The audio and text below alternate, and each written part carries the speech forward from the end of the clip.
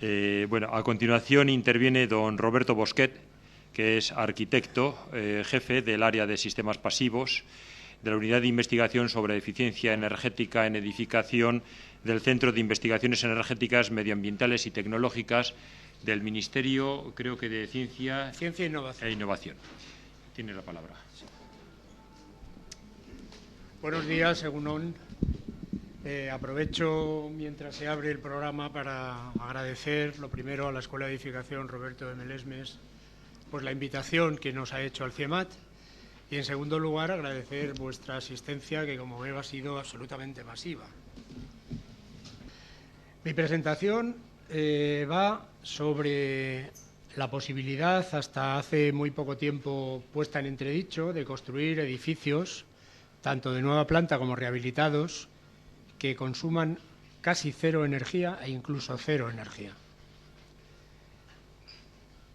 Lo primero que quiero hacer es presentar la unidad a la que pertenezco dentro del CIEMAT, que como supongo que casi todos conoceréis, es un centro de investigación de excelencia dependiente del Ministerio de Ciencia e Innovación, en el que trabajamos unas 1.500 personas aproximadamente. Nuestra unidad es un poquito más pequeña y nuestra unidad se dedica fundamentalmente a tres campos. El primer campo son sistemas pasivos en la edificación, de lo que se ha venido hablando desde el principio de las jornadas. Cómo conseguir edificios que consuman poca energía exclusivamente con el diseño arquitectónico y constructivo, sin ningún tipo de maquinaria. En segundo lugar, hay un área que se dedica al análisis energético de los edificios, es decir, a simular de una manera teórica el comportamiento energético de los edificios desde el primer momento del diseño. Y finalmente hay otra área que lo que hace son análisis energéticos en condiciones reales de uso, es decir, monitorizar los edificios para comprobar que aquellos cálculos teóricos que se han producido a priori coinciden o no con la realidad energética del edificio y en caso de que no coincidan ajustar pues todos los algoritmos matemáticos de las simulaciones para conseguir en iteraciones sucesivas que las monitorizaciones y los análisis teóricos coincidan lo más posible para tener análisis teóricos más ajustados. Finalmente tenemos un laboratorio de componentes de la edificación donde pues analizamos las características físico-técnicas de cada uno de los materiales que se utilizan en la edificación.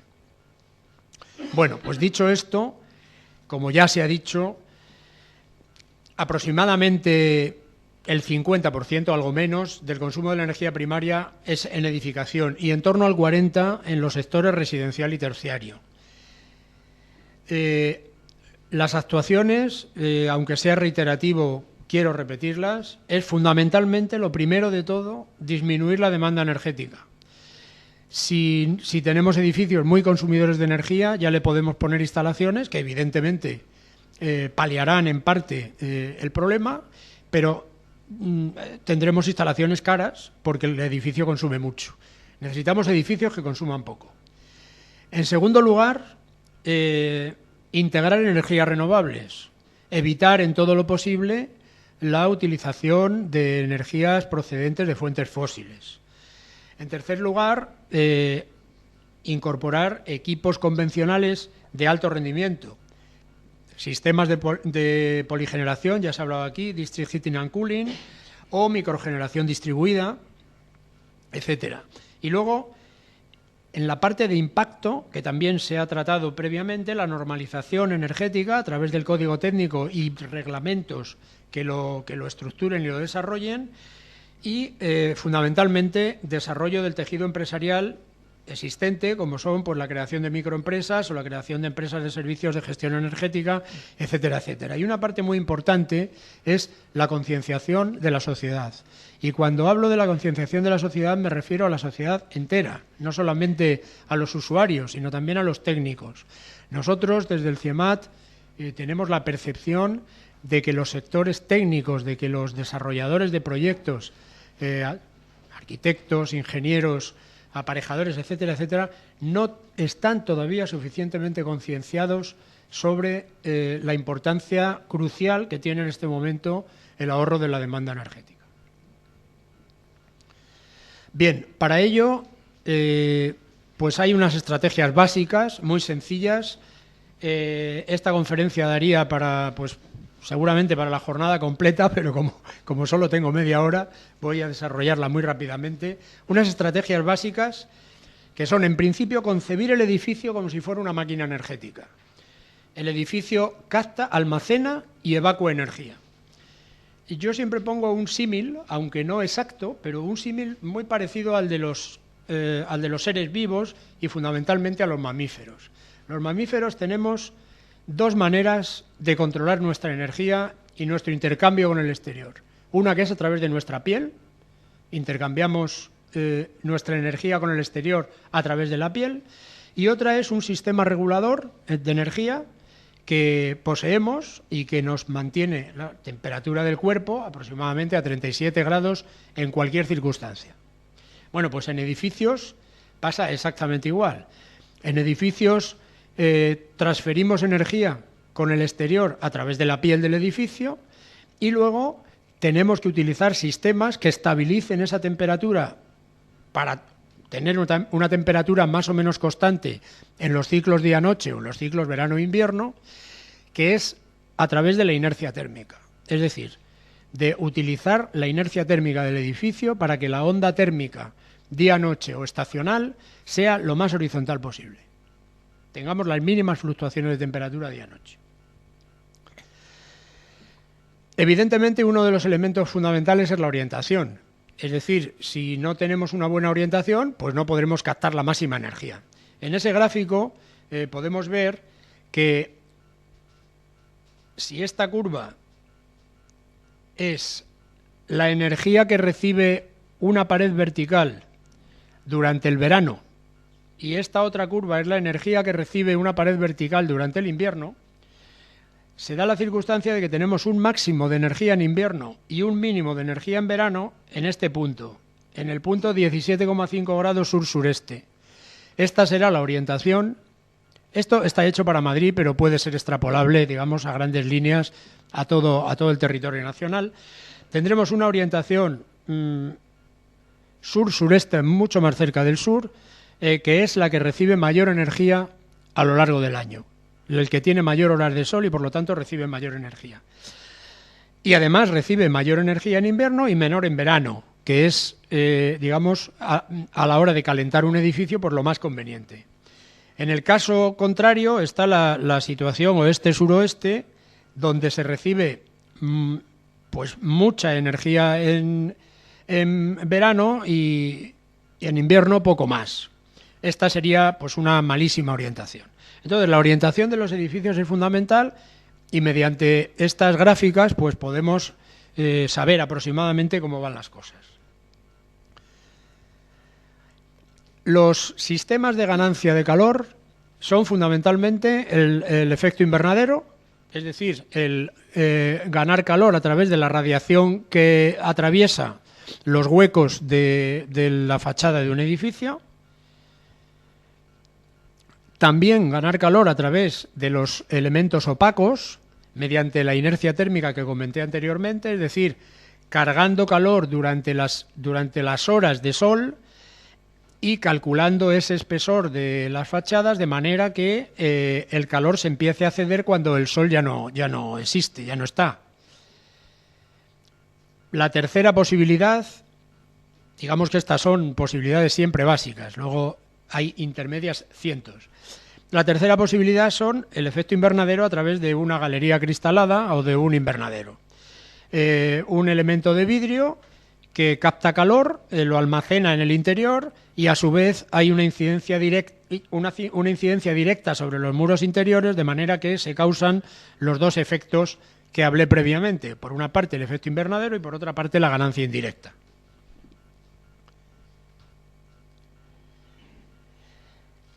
Esto en cuanto a captación de calor, a cómo los edificios captan calor. En cuanto a cómo lo evacúan, fundamentalmente el sombreamiento, es decir, el calor que que menos afecta es aquel que no llega. Si sombreamos, estamos evitando la entrada de radiación y, por lo tanto, la entrada de calor.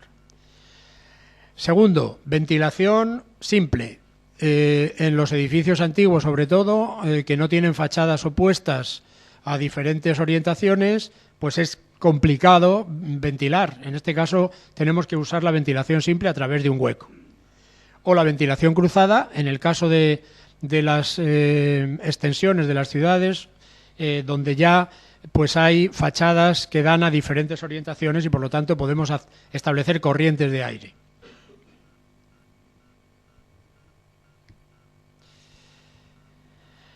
O las chimeneas de presión de toda la vida. Sistemas algo más novedosos, algo más modernos, pues sistemas de conductos enterrados, aprovechando la inercia térmica del terreno, que sabemos pues que a una cierta profundidad relativamente pequeña, 3, 4, 5 metros de profundidad, la temperatura del terreno es constante a lo largo de todo el año, pues podemos enfriar, introducir aire fresco en verano o aire cálido en invierno.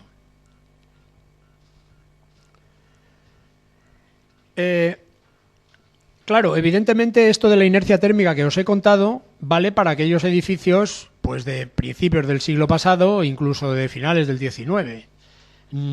A partir del segundo tercio del siglo XX, pues esto era inviable, construir muros de piedra de 60 centímetros de espesor, y entonces pues la construcción, cuando aparecieron los esqueletos de hormigón y los esqueletos de hierro en las estructuras de los edificios, pues los cerramientos evidentemente se aligeraron. ¿Qué había que hacer para sustituir la inercia térmica? Pues colocar aislamiento. El aislamiento, digamos que aunque no es un efecto idéntico al de la inercia térmica, pero es muy similar. Sin embargo, la construcción tradicional en este país, yo creo que en cualquier lugar de la geografía nacional, pues consiste en una pared relativamente gruesa, entre medio pie, un pie de espesor, de ladrillo al exterior, un aislamiento, una cámara de aire y una pared finita, de hueco doble o de hueco sencillo incluso. ¿Qué sucede aquí? El sol incide sobre esta pared, la calienta, al cabo de unas cuantas horas la pared se ha calentado totalmente y empieza a ceder energía, pero se encuentra con una barrera de aislamiento. Esta barrera de aislamiento lo que hace es evitar que el calor penetre al interior de la vivienda y que, como no tiene otra manera de disiparse, se disipe otra vez hacia el exterior. Este es, por lo tanto, un sistema que, de cara a la inercia térmica, pues no es muy efectivo. Es un sistema que desperdicia prácticamente pues, el 80%, el 90% de la inercia térmica de un edificio.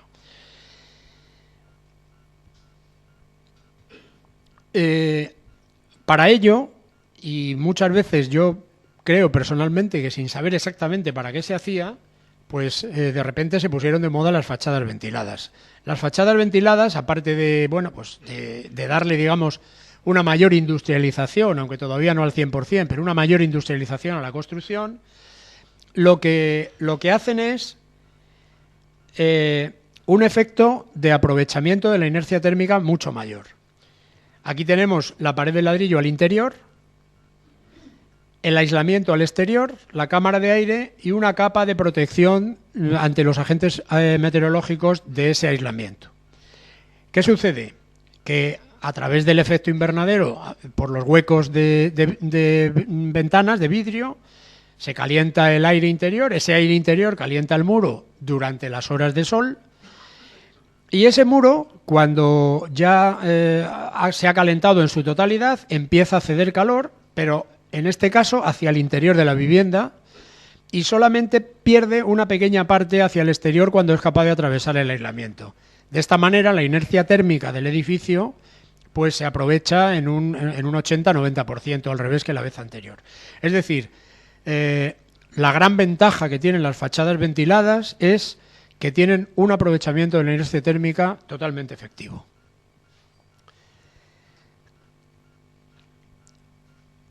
Una manera que tenemos los técnicos de aproximar desde el primer momento del diseño, pues cuáles son las estrategias que debemos utilizar, es este diagrama psicométrico en el que hay establecida una zona de confort y una serie de zonas donde se dice qué estrategias utilizar. Entonces, si nosotros introducimos aquí las condiciones meteorológicas de clima de cada una de las localidades que estemos intentando diseñar un edificio, pues podemos ver cuáles son las estrategias que podemos utilizar, digamos, a priori. Ahora, hasta ahora son estrategias generales. Vamos a entrar, aunque de una manera muy rápida, porque lo tenéis en los apuntes que, bueno, en el libro que os han proporcionado, y lo que quiero es explicaros un ejemplo concreto, con más detalle, sobre los tejidos urbanos. Bueno, tejidos urbanos antiguos, de los cascos históricos o cascos antiguos, tejidos urbanos de los ensanches, todos ellos necesitados de rehabilitación, tanto los unos como los otros, evidentemente los primeros más, pero los segundos, todos aquellos, como os he dicho, anteriores al año 79, pues también necesitados de una rehabilitación. Se calcula que en España aproximadamente entre el 70 y el 80% de los edificios están en lo que nosotros llamamos ruina energética, es decir, consumen cantidades ingentes de energía. ¿Qué características tienen los microclimas de las ciudades? Pues que atenúan las variaciones climáticas, que tienen una influencia higrotérmica muy baja debido a la carencia de los espacios verdes, que tienen un albedo de superficie generalmente muy alto, que no tienen radiación solar directa debido a la compacidad de esas zonas, y sin embargo tienen una ventaja, y es que tienen microbrisas nocturnas que refrescan el ambiente. En cuanto a las tipologías edificatorias, pues como todos sabéis, manzanas compactas, edificación entre medianeras o edificaciones en esquina. Las edificaciones entre medianeras, pues generalmente tienen más de una vivienda por planta, tienen un patio común con una escalera que ilumina una parte, el salón da a la calle principal, la cocina da a un espacio secundario, hay un pasillo que los comunica y que es capaz de producir esa ventilación. Cosa parecida sucede con los edificios en esquina, aunque la ventilación cruzada es más complicada. También hay manzanas cerradas y abiertas, donde las edificaciones dan a calles y a patios de manzana muy amplios, prácticamente con las mismas características de una vía principal. Se dan principalmente en los ensanches y, evidentemente, las manzanas pues son de diferentes, de muy variadas tipologías. En cuanto a los elementos constructivos, pues generalmente son elementos que tienen una gran inercia térmica y que son capaces, por lo tanto, de acumular energía. Ya os he contado lo que es la inercia térmica. Están formados fundamentalmente por muros de fachada, cerramientos exteriores, son muros de carga en los núcleos antiguos de gran espesor, en los núcleos modernos más ligeros. Los materiales pues van desde el adobe o el tapial en construcciones muy antiguas hasta las construcciones que os he comentado hace poco, construcciones tradicionales de inercia térmica exterior o de inercia térmica interior.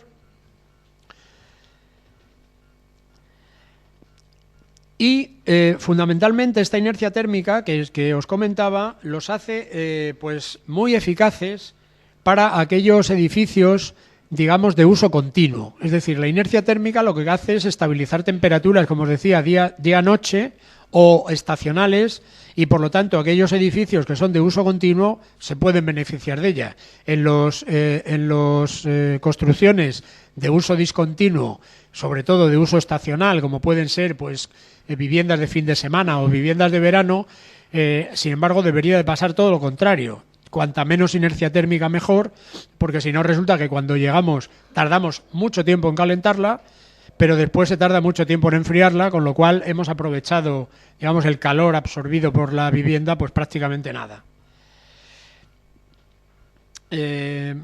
Por supuesto, siempre es importante estudiar la posibilidad de incrementar los aislamientos, es fundamental. Los muros de patio, en función de cómo sea la vivienda, pueden ser muros de menor espesor o muros del mismo espesor que los muros principales cuando en las nuevas construcciones que dan a grandes patios de manzana.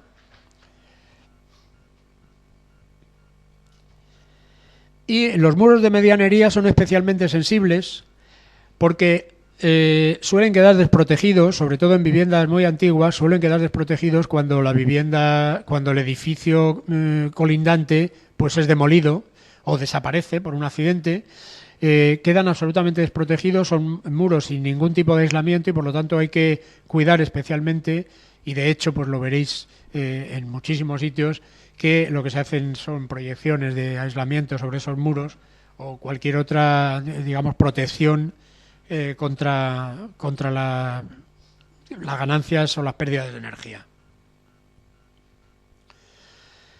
Los elementos interiores también funcionan como captadores de energía, como elementos de inercia térmica. Los muros interiores, los forjados, la propia estructura, si es una estructura con materiales de inercia térmica, como puede ser una estructura de hormigón, y por lo tanto hacen, digamos, una labor de aprovechamiento de inercia como la envolvente. En cuanto a los huecos, pues fundamentalmente balcones, miradores o galerías. En el caso de los balcones, pues bueno, tienen unas dimensiones generalmente estándar en toda la geografía nacional. Tienen unos huecos que aproximadamente ocupan pues los cercos de los vidrios un 25%. Tienen vidrios simples generalmente. Están protegidos por persianas o por fraileros, etcétera, etcétera. En los casos de los miradores, tamaños similares, se produce el efecto invernadero que os comentaba con la captación intermedia, y en el caso de las galerías, pues algo similar. Perdonadme que vaya muy deprisa, pero como tenéis ocasión de leerlo en el libro, pues prefiero dedicar el tiempo a contaros el ejemplo. En el caso de las cubiertas y forjados, pues pueden ser inclinadas o planas. En el caso de las inclinadas, pueden ser no vivideras o vivideras. Si son vivideras, funcionan como un espacio tampón, parecido a los invernaderos. Si son vivideras, hay que estudiar aislamiento y ventilación. Y en las cubiertas planas pueden ser ventiladas, como las que se utilizan fundamentalmente a lo largo de la historia en la construcción en Cataluña, o no ventiladas. Y en el caso de las no ventiladas, pues igualmente estudiar aislamiento. Los forjados, pues según la época, se construyen con diferentes materiales y, como os decía, son elementos eficaces a la hora de la captación por inercia térmica.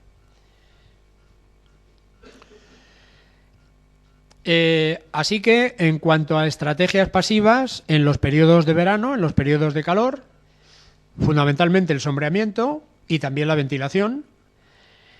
Diferentes sistemas de sombreamiento que evitan, todos ellos deben de evitar la radiación directa y deben de permitir el paso de luz natural. Importantísimo es que los sombreamientos deben de ser en el exterior de los huecos. Los sombreamientos al interior lo único que hacen es evitar el deslumbramiento, pero no evitan el efecto invernadero, y por lo tanto todos aquellos sombreamientos, como pueden ser persianas interiores, etcétera, no tienen ninguna efectividad en cuanto a la ocultación de la energía solar. En cuanto a la ventilación, en el casco antiguo, pues hay ventilaciones a través de la vivienda, como os comentaba, a través de los pasillos, de los largos pasillos, patio, pasillo, fachada, y en los edificios la ventilación es a través del portal, patio, escalera. En los ensanches, generalmente, la ventilación pues es una ventilación cruzada mucho más efectiva. En el periodo de invierno, el periodo infracalentado, pues hay que procurar las máximas ganancias por radiación y las mínimas pérdidas. En cuanto a las ganancias, estudiar la necesidad de aislamiento en aquellos elementos pues que estén más en contacto con el exterior o con los gases no calefactados. Y en cuanto a las pérdidas, hay que tener en cuenta las pérdidas que son por conducción a través de los vidrios, modificándolos, o por infiltraciones a través de la carpintería. Esto es importantísimo. Hay campañas en este momento a nivel nacional, el Plan Renove, que ya se ha comentado aquí, que lo que hace es subvencionar el cambio de vidrios e incluso el cambio de carpinterías, pero no tiene previsto qué se hace con el espacio que hay entre la carpintería y la fábrica. Ese espacio es un espacio que propicia infiltraciones si no se construye muy delicadamente. Entonces hay que tener en cuenta que el elemento de ventana contra el hueco de fábrica hay que aislarlo completamente para evitar esas infiltraciones. Finalmente, pues nuevos sistemas o nuevos materiales, superficies acristaladas, carpinterías y puentes térmicos. Los puentes térmicos son otro elemento que os hablaban aquí de las termografías. Pues los puentes térmicos se producen en todas aquellas fachadas donde el forjado prácticamente sale al exterior, no en el caso de fachadas ventiladas, que como el aislamiento va por el exterior, cubre las cabezas de forjados y por lo tanto pues ahí no se producen puentes térmicos. Las superficies acristaladas, pues hay que eliminar en lo posible aquellos cuarterones de vidrio, incluso los elementos, digamos, que puedan producir pérdidas energéticas o ganancias no deseadas. Las carpinterías, ajustarlas o sustituirlas si fuera necesario, y en el caso de los puentes térmicos, pues hay que ingeniárselas para eliminarlos por cualquiera de los procedimientos que están ahora mismo en el mercado. También hay que estudiar, como os decía al principio, mediante simulaciones, las oscilaciones térmicas día-noche, la ventilación e iluminación, utilizando, por ejemplo, en este último caso, pues sistemas de desvío de iluminación, como pueden ser, pues ahí como veis, sistemas de reflexión o bandejas de reflexión, que lo que hacen es evitar la entrada de sol durante el verano y permitirla durante el invierno y reflejar la luz contra el techo de manera que no se produzcan deslumbramientos, o ya pues sistemas ¿cómo se llama esto? Bueno, no recuerdo exactamente el nombre, pero sistemas ya mucho más sofisticados y, por supuesto, más caros y que es difícil de implementar en este momento, pero que existen, que ahí están. Bueno, y ahora os quiero contar muy rápidamente la rehabilitación de un edificio dentro de un proyecto singular estratégico en el que hemos desarrollado y que hemos liderado en el CIEMAT, que es el proyecto Alfrisol. El edificio está en Soria, en el Centro de Desarrollo de Energías Renovables. El proyecto Alfrisol es un proyecto promovido por el Ministerio de Ciencia e Innovación con una duración de 6 años. Se comenzó el 2005 y se acabará a mediados de 2012. Tiene un presupuesto en este momento de 48 millones de euros y está subvencionado por el Ministerio, por las comunidades autónomas, donde se están instalados los edificios, con aproximadamente un 50% del importe. Son 5 edificios en diferentes climatologías del país. Un edificio en Almería, en la costa, en la Universidad de Almería, en un clima mediterráneo suave. Un edificio en Madrid, en el CIEMAT, en nuestras instalaciones, con un clima continental relativamente severo. Otro en la plataforma solar de Almería, en el desierto de Tabernas, en Almería, con un clima predesértico. En la Fundación Barredo, en Asturias, en Siero, con un clima atlántico suave. Y finalmente el que os voy a contar, que es una rehabilitación, que es en el Centro de Desarrollo de Energías Renovables, con un clima continental más severo. De lo que se trata en este proyecto es primero de demostrar que se pueden ahorrar entre el 80 y el 90% de la energía procedente de fuentes fósiles y, en segundo lugar, concienciar a la sociedad de que esto es posible y no solamente posible, sino incluso necesario. Bueno, este es el edificio primitivo que veis arriba. Es un edificio que tenía 2 torreones, por llamarlo de alguna manera, y una planta baja. Este es el edificio una vez rehabilitado. donde, como veis, se ha unido los dos torreones promoviendo un edificio pues, de 2 plantas en su totalidad. Esto es la fachada sur, como veis, fachada sur con grandes huecos en el estado antiguo y fachada sur con más grandes huecos aún en el estado actual. Fachada norte con grandes huecos en el estado antiguo, que lo que hacían era promover grandes pérdidas de energía, evidentemente, y fachada norte mucho más ciega en la rehabilitación. Nos hemos dejado un lujo aquí con estos 3 huecos que dan a un comedor, porque ese comedor tiene una terraza exterior que es muy, pues muy agradable en verano salir a la terraza, sacar las mesas a la terraza y bueno, pues ahí se han dejado esos huecos, pero el resto es una fachada bastante ciega. Este es el edificio terminado. Es un edificio de construcción tradicional con fachada de ladrillo al exterior. Por lo tanto, lo primero que se hizo fue un aislamiento de esa fachada de ladrillo y la construcción de una fachada ventilada de GRC, que es un material de hormigón armado con fibra de vidrio, muy ligero, de muy poco espesor, de aproximadamente 1 centímetro, 1,5 centímetros de espesor, y que se puede colocar pues en grandes bloques. Como veis, este es el aspecto exterior de la fachada principal. Tiene una galería cristalada que lo que hace es acondicionar los espacios comunes y tiene unos grandes elementos de sombreamiento, sobre todo la fachada sur, que luego veremos para qué sirven. Lo primero que hicimos es el diagrama psicométrico para ver cuáles eran las estrategias a utilizar. Como veis, hay una gran cantidad de meses del año que están en disconfort por frío. Hay una parte pequeña que están en confort total, sin utilización de ningún tipo de elemento activo, y hay una pequeña parte que está en disconfort por calor. Así que lo que se utilizaron es pues, calefacción pasiva,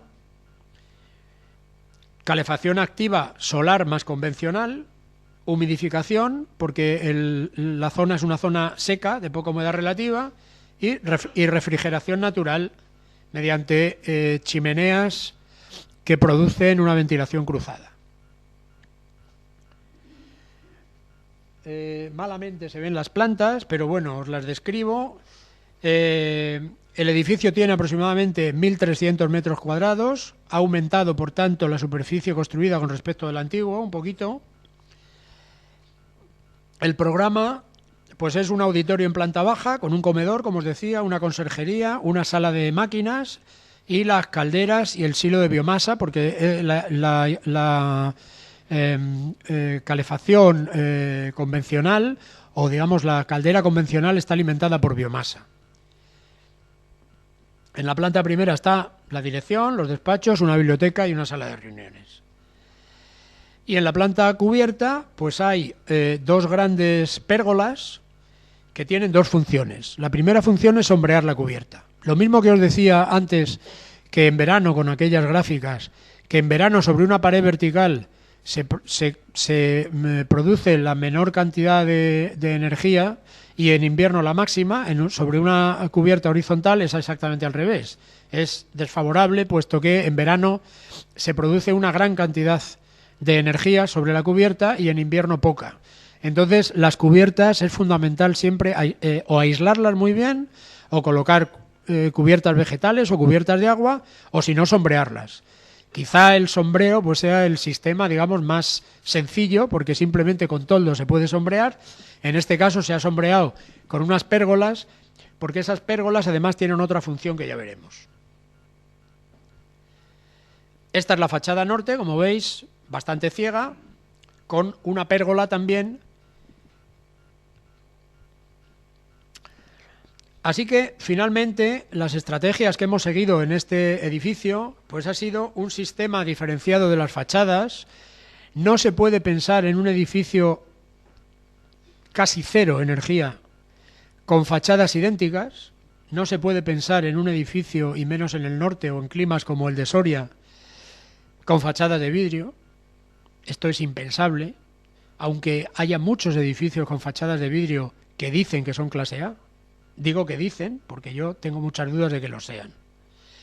En fin, las fachadas tienen que responder a la orientación concreta que tienen y a la energía que reciben del sol. Entonces, lo primero que hemos hecho es proyectar fachadas diferentes para cada orientación. En segundo lugar, tiene una ganancia semidirecta mediante los invernaderos que os he comentado. En este caso, pues ahí se ve el invernadero, que lo que hace es calentar, digamos, la zona de comunicación, de la zona principal, el hall y los pasillos de comunicación de ambas plantas.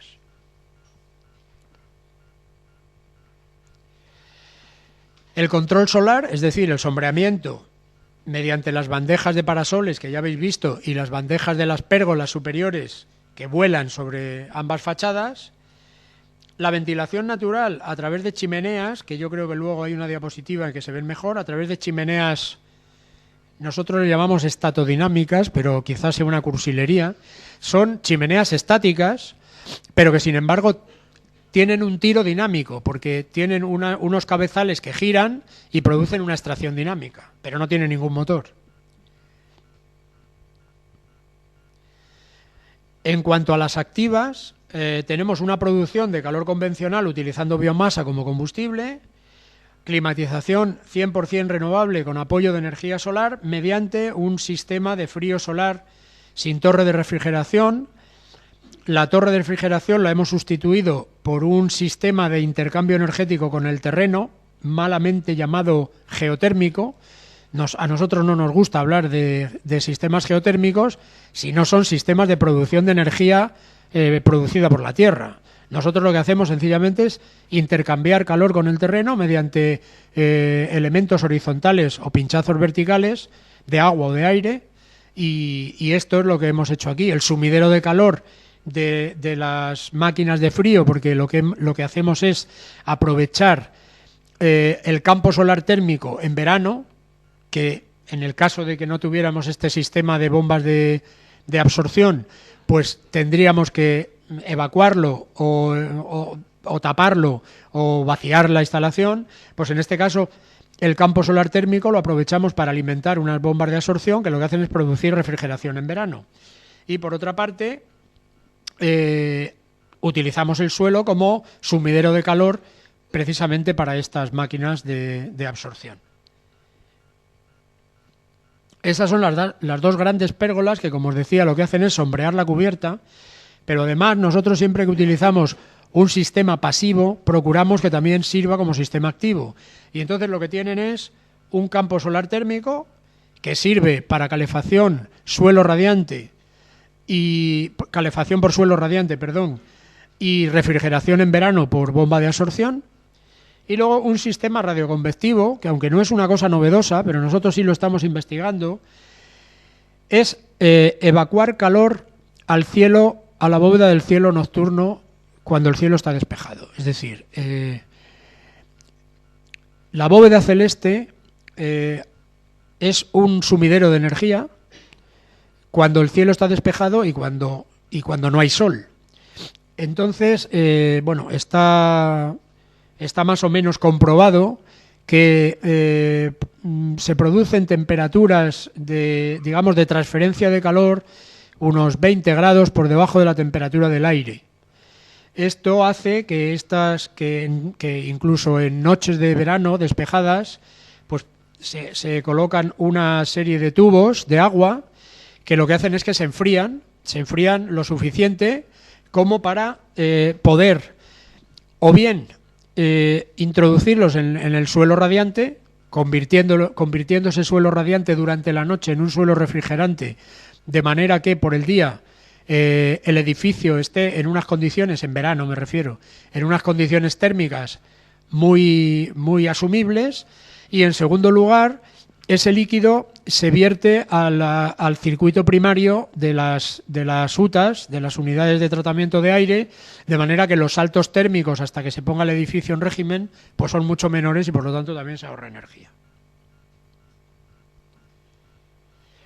Finalmente, el ahorro favorecido por el diseño, a pesar de las limitaciones de ser un edificio rehabilitado, que evidentemente las tiene, y de su volumen y de su forma, que no era un edificio excesivamente compacto, pues suponen del orden de un 35% de la energía convencional del edificio de referencia. Esto quiere decir que este 35% de ahorro es un 35% de ahorro absoluto. Es decir, la ventaja que tiene la rehabilitación frente a la nueva planta es que un edificio de nueva planta que ahorrara lo que nosotros decimos que ahorran nuestros edificios, que es del orden del 80-90%, está consumiendo un 20% de energía que antes no se consumía. Por lo tanto, está aumentando el consumo de energía un 20% de ese edificio. Mientras que en rehabilitación, si somos capaces de ahorrar con sistemas pasivos un 35%, estamos ahorrando un 35% absoluto. Es decir, no estamos consumiendo ni una caloría más de energía. Estamos ahorrando el 35% total.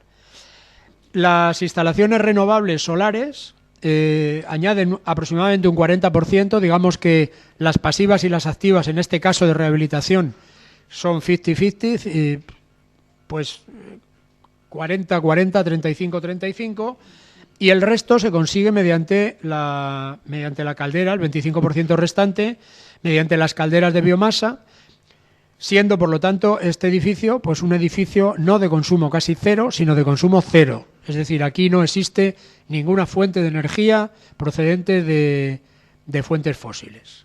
Por lo tanto, es un edificio de consumo cero. Y, por supuesto, es un edificio clase A. Otra cosa interesante que sí os quería comentar es la dificultad de conseguir una clase A. Nosotros hemos llegado a construir edificios, por supuesto, en climas favorables, que no necesitaban ningún tipo de instalación para estar en confort todo el año, en el Mediterráneo. El edificio con los sistemas pasivos era capaz de estar en confort todo el año sin necesitar sistemas activos de ningún tipo. Bueno, esto nunca sería un edificio clase A, aunque parezca mentira, porque para conseguir la clase A se necesita tener instalaciones. Y como son edificios que no tienen instalaciones porque no las necesitan, pues no podrían conseguir nunca la clase A. Entonces, esto es un tema normativo que debería de ser revisado de alguna manera. Y nada, muchas gracias, que ricasco.